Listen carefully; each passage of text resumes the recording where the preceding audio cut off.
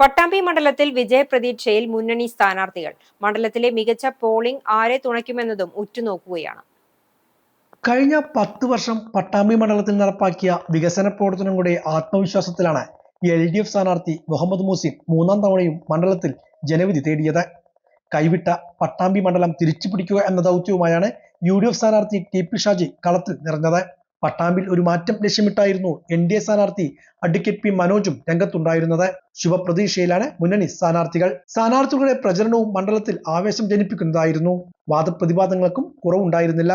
79% മണ്ഡലത്തിലെ polling. 2021 2% polling ശതമാനം വർദ്ധിച്ചിട്ടുണ്ട്.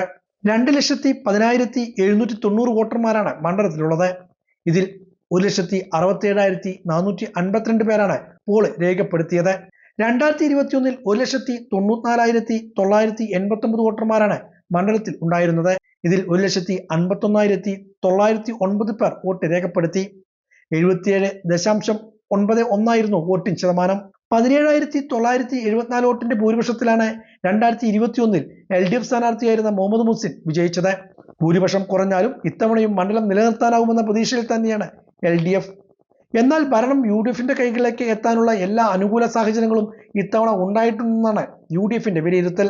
കൂട്ടലുകളും കുറയ്ക്കലുകളുമെല്ലാം ഇനി മണിക്കൂറുകൾ മാത്രം. അന്തിമ ജനവിധിക്കായി കാതോർക്കുകയാണ് പട്ടാമ്പിക്കാരും.